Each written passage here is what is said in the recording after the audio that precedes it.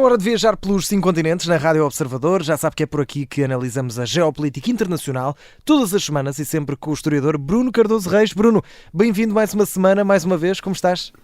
Olá, obrigado. Tudo bem? Tudo bem por aí, pelos Estados Unidos da América, já com este fuso horário, já nos estamos a habituar. Está a bom tempo, o que nem sempre é o caso por aqui, mas realmente aqui na capital tem estado um tempo ótimo, sim, muito solarengo. Esperemos que se mantenha assim depois das eleições também. Exato, o ambiente em geral. É isso, principalmente. Vamos falar, obviamente, das eleições dos Estados Unidos. Na segunda parte vamos também às tensões entre o Canadá e a Índia. Também uma viagem de Carlos III, que se diz que pode ser uma viagem de despedida. Já lá vamos. Primeiro, como disse, nesta primeira parte vamos então às guerras e às eleições nos Estados Unidos. É precisamente por aí que começamos. Bruno, estás, como dissemos, no melhor sítio do mundo para nos falar sobre isto. Olhamos primeiro para as sondagens, porque Donald Trump voltou a ter algum ascendente depois da recuperação de Kamala Harris. A pergunta que te faço, Bruno, é: com estes números, podemos dizer que Trump tem a vitória garantida? Bem, é assim, por um lado temos de ter algum cuidado porque as sondagens mais recentes dão, em alguns casos, vantagem a Donald Trump, mas sempre dentro da margem de erro, ou seja, o tipo de vantagem que a Kamala Harris também foi conseguindo, à volta dos 2%. E se olharmos para um indicador um pouco mais seguro, que são aqueles agregadores ou somatórios de sondagens, no fundo que fazem médias de muitas sondagens, de facto aí a Kamala Harris continua com vantagem, embora uma vantagem que está a reduzir-se, mas que anda à volta também dos 2%. Agora, apesar de tudo, eu acho que a pergunta faz sentido.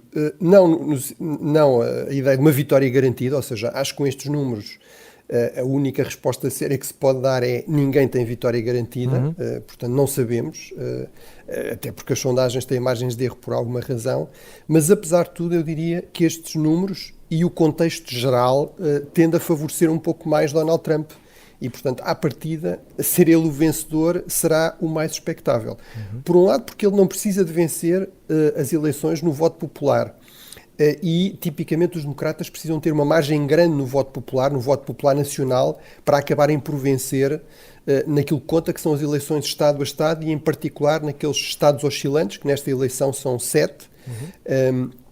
E, portanto, aí realmente, nessa matemática do colégio eleitoral, a partir de Donald Trump tem uma certa vantagem. E as sondagens o que mostram é que Kamala Harris tem ligeiras vantagens nos Estados do Norte, Donald Trump tem ligeiras vantagens nos Estados do Sul, destes Estados oscilantes, Estados como, por exemplo, o Arizona ou a Geórgia, tendencialmente as sondagens favorecem Donald Trump, Estados como a Pensilvânia, o Michigan ou o Wisconsin tendem a favorecer Kamala Harris, e depois há um ou outro que está empatado, em que estão basicamente empatados, como a Carolina do Norte ou Nevada.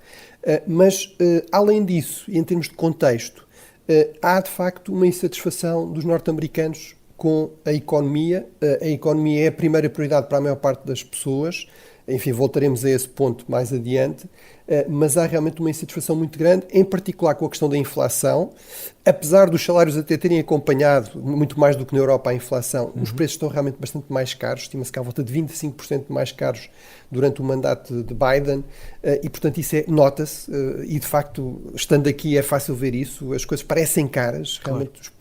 É difícil arranjar qualquer coisa a menos de $10 e, portanto, isso irrita muitas pessoas, e falando com as pessoas isso é bastante evidente, e, portanto, isso tende a favorecer quem não está no poder, quem está na oposição e, sobretudo, e como é o caso de Donald Trump também, quem tem respostas muito populistas e simplistas para problemas complicados, como esta questão da inflação ou da desindustrialização, da perda de empregos mais bem pagos nas indústrias mais tradicionais, que é realmente um processo global e que tem muito a ver também com a globalização, que é difícil de gerir porque os países também precisam de exportar e, portanto, se restringem demasiadas importações, se aumentam muitas taxas alfandegárias, isso vai criar problemas depois às suas exportações, guerras comerciais, e também vai ter um efeito de aumentar a inflação, mas realmente, digamos, no discurso de Donald Trump tudo isso não aparece, parece bastante simples.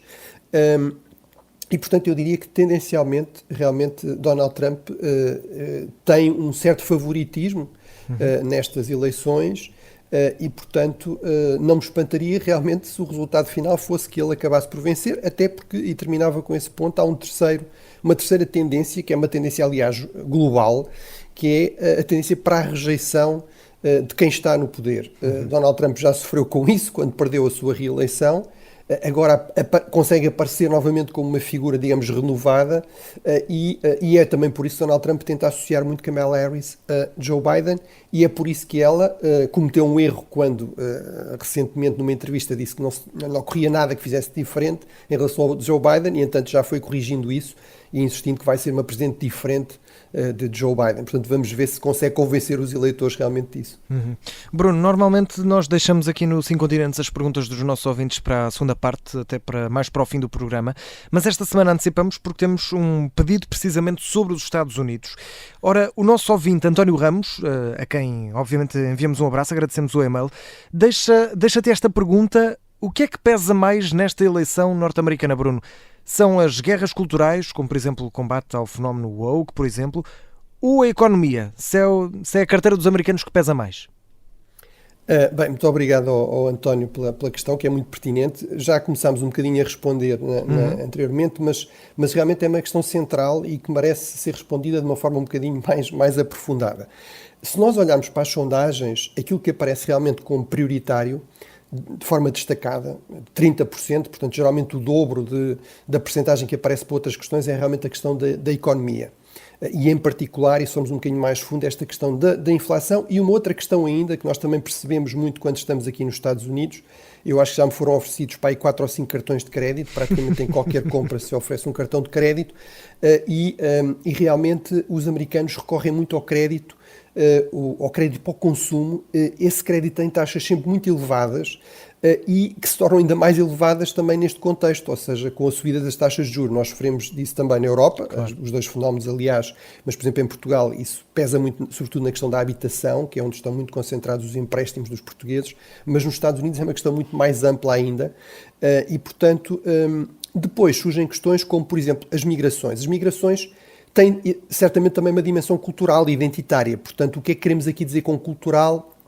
É só esta questão das guerras em torno do wokeismo, de usar as expressões corretas, os pronomes corretos, ou são outras questões, e portanto, mas por exemplo a imigração aparece como logo com números que são metade da economia, ou a questão, por exemplo, do aborto, que é outra questão que podemos ver como parte destas guerras culturais em torno de costumes, de princípios, de normas tradicionais e, no fundo, mudanças nessas normas tradicionais. Mas, claro, por exemplo, se somarmos esses dois, já vamos ter valores próximos da economia, não é? Portanto, apesar de tudo, eu acho que, digamos aqui, o nosso ouvinte tem alguma razão. Eu acho que este fator não deixa de ser importante. Acho que não é por acaso, por exemplo, a campanha de Trump insistiu muito agora, na última semana, em clipes publicitários, que também se vêem com muita frequência aqui nas televisões, por exemplo, de que Kamala Harris estaria a defender mudança, portanto, cirurgia para mudança de género, não é? Para presos, não é? Para pessoas que estão presas no sistema prisional americano, e inclusive para imigrantes ilegais que estão presos no sistema americano. A Kamala Harris lá respondeu, bem, isso é a lei, enfim, mas se houver razões médicas para isso, mas realmente isso é uma forma de, no fundo, procurar lembrar aos eleitores, da parte da campanha de Trump, que Kamala Harris, que o Partido Democrático tem aqui uma visão que para muitos americanos mais conservadores é uma visão muito radical, muito extremista, muito wokeista, ou seja, muito de policiamento da linguagem, de policiamento dos comportamentos, de cancelamento, de repressão, digamos, de expressões ou de frases que de repente passaram a ser inaceitáveis e portanto, tudo isso eu acho que realmente é aqui um elemento também na campanha, e de acordo com alguns especialistas, por exemplo, um sociólogo e especialista em comportamento eleitoral e também de campanha, o Rui Teixeira, que é um norte-americano de origem portuguesa, que tem décadas de experiência em campanhas do Partido Democrático. Por exemplo, uma das questões que o preocupa, ele publicou um livro recente que nós já aqui recomendámos, Where Have All the Democrats Gone? Para onde é que foram os eleitores tradicionais democratas? E uma das questões que ele coloca é muitos destes eleitores tradicionais democratas, trabalhadores menos qualificados, homens brancos, trabalhadores menos qualificados em estados como a Pensilvânia, por exemplo, realmente não se identificam com estas mudanças muito radicais de comportamento, linguagem, etc., e sentem-se também, no fundo, apontados, quer dizer, estigmatizados quase pelo partido, por um partido que vem como muito elitista, muito preocupado com debates, digamos, académicos das universidades, etc. E, portanto, deixaram de se identificar com o partido. E, portanto, acho que isso é mais um fator que torna mais complicada a vida para os democratas e para Kamala Harris. Apesar de tudo, volto a sublinhar, a eleição continua a ser bastante competitiva, muito renhida, portanto não há aqui vencedores garantidos à partida, mas certamente que este fator também pesará alguma coisa. Vamos aguardar até ao próximo dia 5 de novembro, dia das eleições norte-americanas, claro, com destaque amplo aqui na Rádio Observador, onde vai poder ouvir tudo o que acontecer nesse dia eleitoral e marcante para os Estados Unidos e para o mundo. Bruno, vamos até à Ucrânia. Esta semana tivemos Volodymyr Zelensky a apresentar aquilo que chamou de plano de vitória. O presidente ucraniano afirma que, se este plano for posto em prática, a guerra acaba no próximo ano.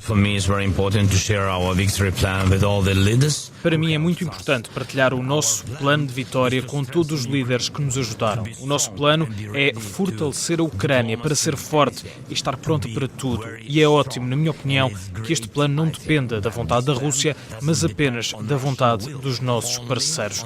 Eu acho que isto cria uma oportunidade para que este plano se torne real. Precisamos de dinheiro e, parcialmente virá de bens russos congelados, vamos precisar dele para a produção de inverno. A decisão política sobre os 35 mil milhões depende agora apenas da união dos líderes europeus.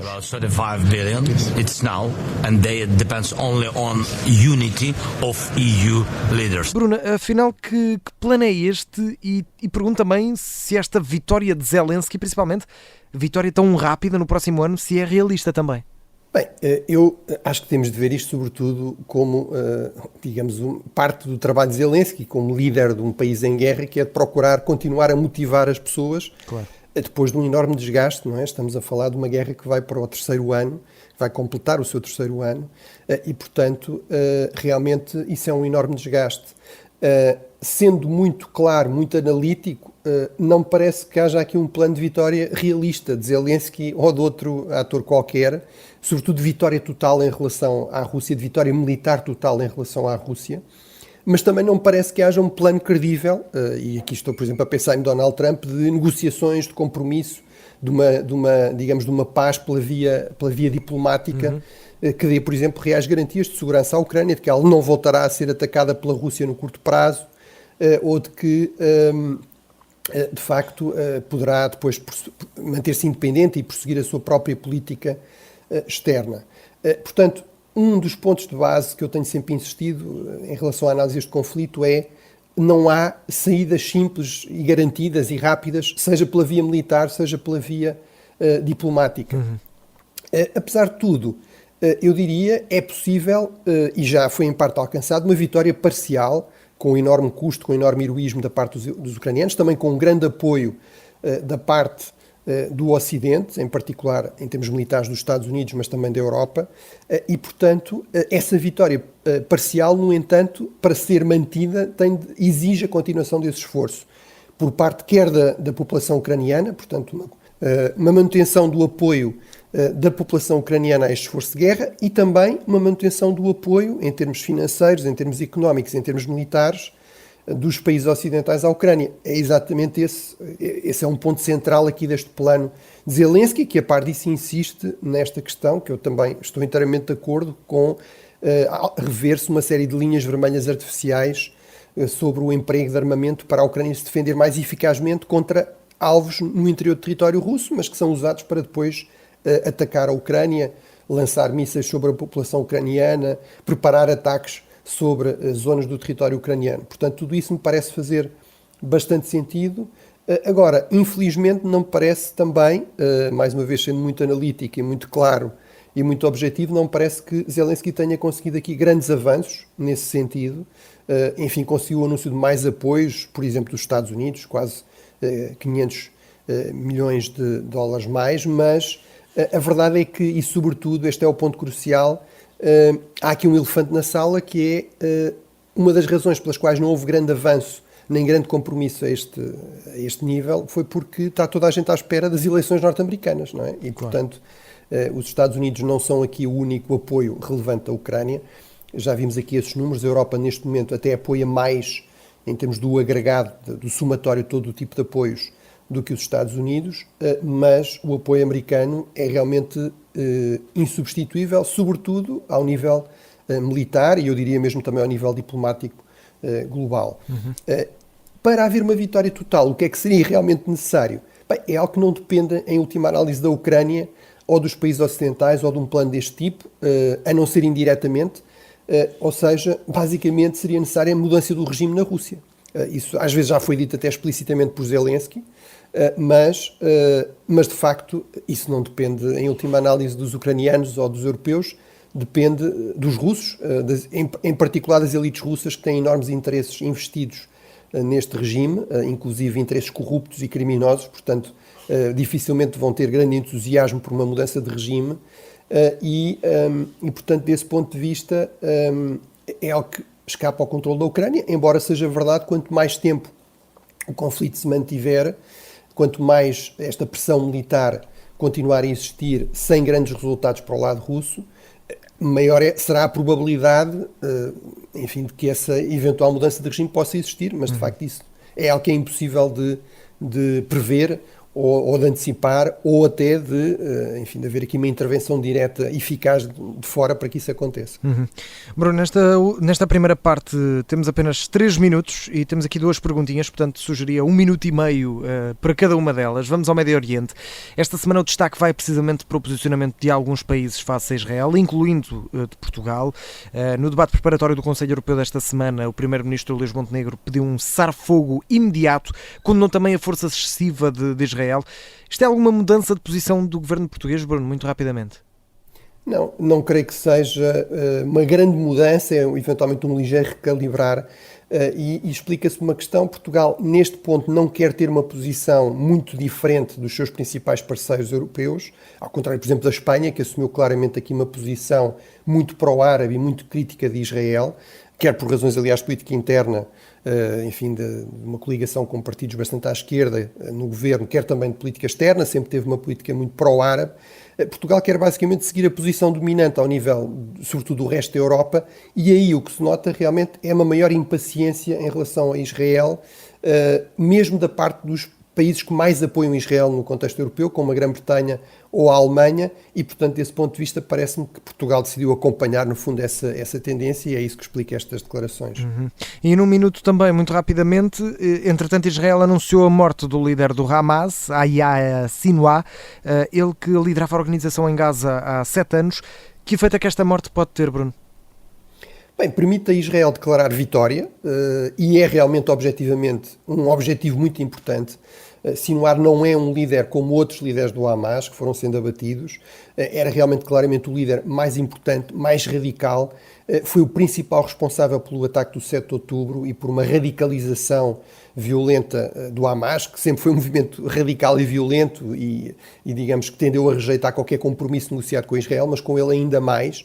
E, portanto, tudo isso, diria eu, abre a possibilidade de uma certa viragem de página, daria margem ao governo de Israel para provavelmente dar algum espaço para negociações, para voltar a pensar em termos mais estratégicos e não tanto operacionais, táticos, militares, em termos da região e de prosseguir esta estratégia de procurar normalizar relações com os Estados mais moderados, mais conservadores da região, se quisermos, inclusive a Arábia Saudita. Foi esse um dos grandes objetivos do ataque do 7 de outubro pelo Hamas com o apoio do Irão, foi descarrilar esses acordos, mas não é para mim todo garantido que seja realmente isso que aconteça e também não é todo garantido que isto seja o fim do Hamas ou da resistência armada palestiniana, porque um fenómeno possível é renovação dentro do Hamas, até com figuras igualmente radicais, ou fragmentação, ou seja, outros movimentos, como a Jihad Islâmica e outros movimentos armados, no fundo, virem substituir aqui o papel do Hamas na luta armada com Israel. Bruno, vamos ao Conselho Europeu, que foi muito marcado pela questão das migrações. Por aquilo que ouvimos, podemos dizer que o velho continente se está a fechar, Bruno? Eu penso que sim, ou seja, naquele saudoso programa, o Café Europa, em que eu participava com o Henrique Porné, com a Madalena Rezende, com o João Diogo, realmente realmente este tornou-se um dos grandes temas, portanto é um tema que vem ganhar de importância nos últimos anos, e eu defendi várias vezes, e penso que os factos têm validado isso, que havia realmente esta tendência, e que era uma tendência em que realmente há partidos de direita radical, de extrema-direita, se quisermos, que têm um peso grande, mas cada vez mais partidos, digamos, do sistema, partidos tradicionais do sistema, de direita mais, mas também de esquerda. Um dos países, por exemplo, que se empenhou nesta agenda foi a Dinamarca, que tem um governo socialista, social-democrata, se quisermos, e, portanto, isto reflete realmente também algo que nós percebemos nas sondagens, que é uma impaciência da opinião pública com a ideia de imigração descontrolada, de fronteiras sem controlos eficazes, e também, por exemplo, num país como a Alemanha, que mais uma vez tem um governo de esquerda, mas onde a extrema-direita tem subido muito, por exemplo, o problema da deportação daquela percentagem muito pequena, mas depois tem um impacto enorme de imigrantes ou refugiados que são acolhidos nos países europeus e depois desenvolvem atividades criminosas ou até terroristas e, portanto, e muitas vezes percebe-se que, de facto, essas pessoas estavam num processo de deportação, portanto, já deviam ter sido expulsas do país, mas isso não tinha sido possível. E, portanto, claramente há aqui uma tendência para um maior fechamento. E eu, aliás, acho que esta é uma tendência global. Estivemos a falar das eleições americanas, Donald Trump encarna isso de uma forma, digamos, quase que espampanante, mas mesmo o Partido Democrático, mesmo Joe Biden, tem uma postura muito mais protecionista, nacionalista do que tinha há uns anos atrás. Portanto, é realmente uma tendência global, é também uma tendência forte na Europa. A par disso, um outro dado que foi aqui destacado foi o maior protagonismo de países que não são a França e a Alemanha, portanto, o eixo Paris-Berlim está enfraquecido, os líderes respectivos estão politicamente enfraquecidos e, portanto, países como, por exemplo, a Polónia assumiram aqui um protagonismo maior. Isso também é um dado interessante.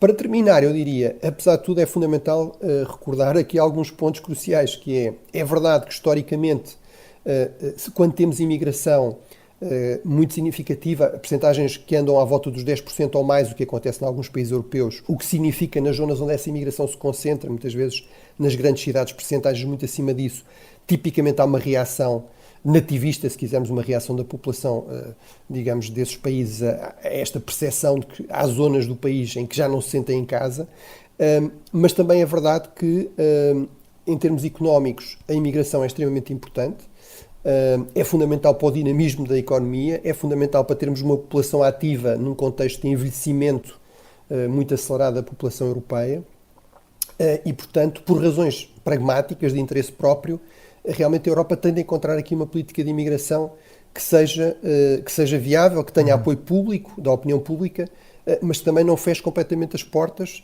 porque isso teria consequências económicas negativas. Basta olhar, por exemplo, ao caso do Japão, que já falámos também aqui algumas vezes, onde não há problemas de populismo identitário, mas onde há décadas que há problemas muito sérios de estagnação económica, e uma das razões que é frequentemente apontada pelos especialistas é uma política muito restritiva para a migração. E a questão digamos, da deportação não é por acaso que é uma questão complicada, é porque isso implica ter acordos com os países de origem e, em muitos casos, isso é muito difícil. Os países de origem não estão interessados em trazer de volta pessoas que emigraram para regiões mais ricas e de onde, aliás, podem depois enviar remessas, como faziam os imigrantes portugueses com um peso enorme no passado na economia portuguesa, ou noutros casos por razões até de corte de relações. Por exemplo, a questão da Síria é um exemplo disso, não há relações com o regime de Assad e, portanto, essa é uma questão prática bastante complicada de resolver, independentemente dos comunicados e das decisões e das resoluções no Conselho Europeu. Bruno, pegamos então nas malas e bagagens, vamos até a África. Tivemos uma cimeira tripartida pelo Egito, Eritreia, também Somália, que afirmou não ser contra a Etiópia. Qual é que é o histórico de relações nesta região do Corno de África? Bem, é uma cimeira que teve lugar na capital da Eritreia e, portanto, que tipicamente não é, digamos assim, um grande centro diplomático, a Asmara, que reuniu realmente o presidente Sisi do Egito, o presidente Isaías Afwerki da Eritreia e o presidente do governo internacionalmente reconhecido da Somália, o Sheikh Mahmoud. Mas realmente essa declaração é bastante reveladora, ou seja, geralmente é desconfiar, não é? Quando uma cimeira, quando um grupo de países se sente obrigado a dizer nós não estamos contra este outro país, se calhar há ali qualquer coisa. E realmente no comunicado oficial ele começa por dizer uma das prioridades destes 3 países é o respeito pela integridade territorial dos países desta região do chamado Corno da África Oriental.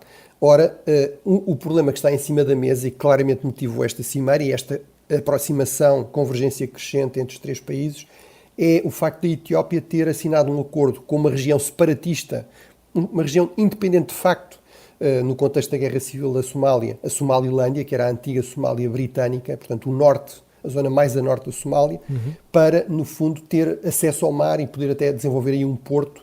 A Etiópia é um país encravado, é um país enorme, com enorme dinamismo, mas encravado, perdeu o seu acesso ao mar com a independência precisamente da Eritreia, e historicamente, ao longo de muitos séculos, esta foi uma preocupação, uma obsessão, uma prioridade estratégica dos sucessivos impérios etíopes. Podemos recuar ao século XIV, ao século XV, ao século XVI, por exemplo, quando os portugueses estavam a chegar a esta região, que vão ajudar, aliás, o Império Etíope. Uma das grandes preocupações, até para garantir mais facilmente o acesso à ajuda portuguesa, à ajuda militar portuguesa do Império Etíope nessa altura, era precisamente tentar voltar a ter portos ou no Índico ou no Mar Vermelho. O grande Império Etíope do século XIX, do século XX, nomeadamente com Haile Selassie, a grande prioridade que ele tem depois da Segunda Guerra Mundial, de vencer a Segunda Guerra Mundial com a ajuda dos aliados contra os italianos, é precisamente anexar a Eritreia para ter esse tal acesso ao mar. Mas, portanto, voltou a perder isso e essa voltou a ser uma questão. Porquê é que aparece aqui o Egito? Bem, é um grande poder regional nesta região e tem uma outra questão com a Etiópia, que é a questão do Nilo. O Nilo basicamente nasce, 85% da água do Nilo vem dos planaltos da Etiópia, do chamado Nilo Azul. Ora, a Etiópia está a construir uma enorme barragem, chamada barragem da Renascença Etíope, precisamente nesse Nilo Azul, e o Egito tem, desde essa altura, portanto, na última década, tem havido tensões crescentes, porque o Egito tem uma enorme preocupação de que a Etiópia, de facto, restrinja muito a quantidade de água que vai até ao Egito, e como sabemos também há milhares de anos que o Egito é basicamente a fonte que alimenta a civilização egípcia, não é? E, portanto, isto explica aqui esta convergência entre estes 3 países. Infelizmente, aquilo que podemos concluir daqui é que há uma tendência séria para o intensificar das tensões, dos conflitos nesta região. Não falámos sequer do Sudão, mas, por exemplo, na Guerra Civil no Sudão, estes países também estão a apoiar lados diferentes. O Egito, do lado das Forças Armadas, a Etiópia, por exemplo, do lado destas forças de apoio rápido, das forças rebeldes, se quisermos. E, portanto, há realmente uma tendência muito séria para conflitos renovados e intensificados entre diferentes países e entre diferentes grupos armados nesta região do Corno da África ou da África Oriental. Bruno, vamos viajar então até à Ásia-Pacífico. Tivemos a 23ª Cimeira dos Chefes do Governo da Organização para a Cooperação de Xangai. Qual é que é a importância desta organização e também desta Cimeira, Bruno? Bem, é uma organização que é criada em 2001 com esta designação. Inicialmente é formada, portanto, a sua antecessora, os chamados 5 de Xangai, é formada logo em 95 pela Rússia e pela China, basicamente para lidarem junto a estes países, com os países da Ásia Central, da antiga Ásia Central russa e soviética, que se tinham tornado independentes, e, portanto, é, no fundo, uma forma de lidar com aqui um certo risco de um vazio de poder nesta região da Ásia Central, que era muito importante para a segurança quer da China, quer da Rússia, até por causa também do receio de movimentos islamistas radicais, jihadistas, etc., da proximidade ao Afeganistão. Mas, entretanto, e sobretudo por causa da China e ao serviço da agenda chinesa, foi-se alargando muito significativamente. Atualmente já tem 10 Estados-membros. Os últimos países a aderir significativamente foram o Irão em 2023 e a Bielorrússia em 2024. É já a maior organização regional em termos de população e de área. Em termos de população tem quase 50% da população do mundo, à volta de 40%. Isto explica-se, nomeadamente, porque junta alguns dos países mais populosos, inclusive os 2 mais populosos do mundo, a Índia e a China. Agora, há aqui uma questão que é, como eu referi, está cada vez mais ao serviço de uma agenda chinesa. Aliás, a China vai assumir agora a presidência rotativa e já apresentou a sua agenda. O primeiro ponto é exatamente um esforço para uma maior convergência estratégica entre os Estados-membros. E para terminar, 2 pontos. O primeiro é, isto cria crescente resistência da parte da Índia, que é um Estado-membro, continua a participar, mas tem sinalizado um desinvestimento na organização. Isto ficou claro também pelo facto da cimeira ser em Islamabad, ou seja, na capital do Paquistão. A China tem relações, a Índia tem relações muito tensas com o Paquistão, como sabemos. Desde 2015 que nenhum dirigente indiano, nenhum responsável indiano visitava o Paquistão. Desta vez visitou, mas foi não o chefe do governo, não Modi, mas o ministro dos Negócios Estrangeiros.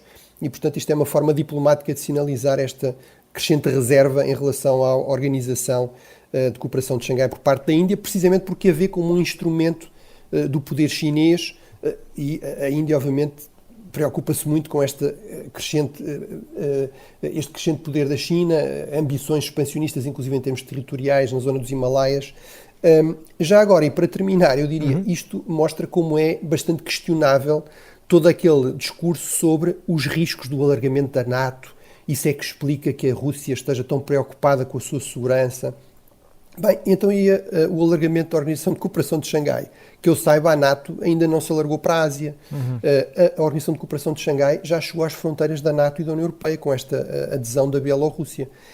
Portanto, claramente o que temos aqui é um bloco, uma tendência, uma confirmação desta tendência para a constituição de blocos securitários, económicos, também político-militares, e, no caso da Organização de Cooperação de Xangai, um bloco que é, sobretudo, um agrupar, um somar de autocracias, de regimes autocráticos, muito hostis ao Ocidente e cada vez mais dependentes, alinhados com uma agenda chinesa, com a exceção da Índia. Bruno, temos 6 minutos até ao final. Vamos dar um saltinho até à Austrália. Temos a decorrer neste momento a visita de Carlos III de Inglaterra ao país. É uma visita que está a passar principalmente, não vou dizer como foco principal, mas podemos dizer talvez assim, o facto de estar a ser apelidada de uma visita de despedida. É verdade que o rei britânico tem um cancro, mas, Bruno, aqui esta razão é mais política, não é? Esta questão de despedida não é tanto pela doença de Carlos, mas sim por motivos mais políticos. Sim, ou seja, é no fundo o mote de uma campanha dos republicanos australianos, que aliás enviaram uma carta ao monarca britânico, precisamente a apelar no fundo ao fim da monarquia. Claro que Carlos III e enfim, a sua equipa responderam de uma forma muito correta, como corresponde a um monarca constitucional, dizendo que cabe aos australianos decidir isso. E portanto eu diria, é um slogan se calhar um bocadinho infeliz precisamente pela razão que referiste, ou seja, quase que parece que se estava aqui a despedir porque se espera que o monarca britânico venha a falecer no curto prazo por causa da sua doença. Ele realmente teve de interromper o tratamento para fazer esta visita. Foi por causa também do cancro, certamente, que a visita não ocorreu mais cedo, já passaram 3 anos, e este é o primeiro reino dos tais 14 reinos, para além da Grã-Bretanha, de que Carlos III é o chefe de Estado. Países como o Canadá, como a Nova Zelândia, é o primeiro que Carlos visita. Claramente a Austrália é dos mais importantes, a par destes que eu referi, em termos de população, de dimensão da economia, etc. E há realmente esta questão do movimento republicano, mas a verdade é que, por muito que isso, enfim, entristeça os republicanos australianos, não há nenhuma indicação de que o movimento esteja a ganhar força. O atual governo australiano até é um governo de esquerda, do primeiro-ministro albanês, um governo trabalhista. Não há nenhuma indicação de que esteja interessado em organizar um novo referendo, e o último referendo, em 1999, realmente deu uma maioria clara dos australianos a preferirem manter o sistema que existe, que obviamente é uma monarquia constitucional, em que o monarca britânico é representado por um governador-geral, portanto por um elemento da elite australiana escolhido por consenso entre Carlos III e os responsáveis australianos, que o representa. E, portanto, aparentemente os australianos não querem mudar isso. Já agora, e para terminar, nesta visita, Carlos III vai também às Ilhas Samoa para a cimeira do Commonwealth, da comunidade britânica, se quisermos, da CPLP britânica, embora, na verdade, historicamente, a nossa CPLP é que surge um pouco a imitar este modelo da Commonwealth, da comunidade britânica. No caso desta comunidade britânica, a Rainha Isabel II, como agora Carlos III, são, digamos, os presidentes honorários, a cabeça, a expressão em inglês é Head of the Commonwealth. Portanto, ele vai ter também essa função, digamos, de presidir de forma, enfim, honorária, simbólica, esta reunião desta comunidade de mais de 40 países, a maior parte deles antigas colónias britânicas, mas que inclui, por exemplo, e curiosamente, o Moçambique, podemos falar disso noutro programa. Tem mesmo de ser, Bruno, porque temos mesmo de acelerar e vamos pegar nas malas, vamos até à Nova Caledónia. Falamos de um conjunto de ilhas do Pacífico que são território francês e que revogou agora um acordo com o Azerbaijão. Qual é o significado que isto tem, Bruno? Bem, é uma coisa que pode parecer bastante paradoxal e é até certo ponto. São dois territórios extremamente distantes, não é? O Azerbaijão no Cáucaso, a Nova Caledónia é um conjunto de ilhas precisamente em frente à Austrália, mas um território ultramarino francês. O que é que explica isto? Bem, o movimento independentista na Nova Caledónia, que esteve no poder, há uma grande autonomia deste território, assinou um acordo com o Azerbaijão. Houve muitas alegações dos responsáveis franceses de envolvimento do Azerbaijão em campanhas de desinformação em torno daqueles conflitos violentos que falámos aqui também. A Nova Caledónia está a passar também por uma situação económica difícil ligada a uma crise com o preço do níquel, que é o grande minério que anima a economia desta pequena ilha, mas realmente o novo governo, que não é independentista, revogou esse acordo. Aquilo que explica aqui algo com o envolvimento do Azerbaijão, que obviamente o governo azeri nega oficialmente, é a proximidade da França com a Arménia. Obviamente a Arménia tem estado em guerra com o Azerbaijão com alguma frequência nas últimas décadas e a França tem uma enorme comunidade de origem arménia e, portanto, tradicionalmente apoia a Arménia, e isto explica aqui as tensões entre os dois países. Esta relação. Bruno, vamos terminar a nossa viagem desta semana na América do Norte com um olho na Ásia. Há tensões diplomáticas entre o Canadá e também a Índia. Houve mesmo expulsões cruzadas de diplomatas por ambos os países. O que é que aconteceu? Bem, é algo que, para quem ouve com atenção aqui o nosso programa, não será uma surpresa, já falámos disso aqui. É verdade. Houve uma tentativa de assassinato de um independentista sikh, envolvendo realmente a Austrália, uma tentativa que realmente se concretizou, envolvendo a Índia, os serviços secretos indianos, de acordo com o Canadá. A Índia nega isso, mas no fundo isto culminou, depois de muitos meses de tensão, mais de um ano, de facto na expulsão do alto comissário, ou seja, do embaixador indiano. Os países do Commonwealth têm entre si não embaixadores, mas altos comissários, quer a Índia, quer o Canadá são membros do Commonwealth, esta comunidade de países que fizeram parte do Império Britânico, e a Índia retaliou também da mesma forma. Vamos ver se a questão fica por aí, porque há, por exemplo, interesses económicos, há uma enorme comunidade de origem indiana também no Canadá, muito significativos, mas não é garantido que seja assim. Mas vamos ver, portanto, pode ser que com este gesto diplomático haja espaço para depois uma certa viragem de página, mas claramente confirmou-se aquilo que aqui fomos avançando, que era o risco de uma tensão crescente por causa desta questão entre o Canadá e a Índia. Quem ouve os 5 continentes sabe primeiro o que acontece no mundo, um pouco por todo o mundo. Bruno Cardoso Reis. Esperemos que sim. É isso. Obrigado mais uma vez. Voltamos no próximo sábado, claro. Já sabe também que pode enviar as suas perguntas sobre a história, geopolítica internacional, para o Bruno Cardoso Reis, através do e-mail ouvinte@observador.pt. Bruno, muito obrigado. Até para a semana e um forte abraço. Bom fim de semana. Até para a semana.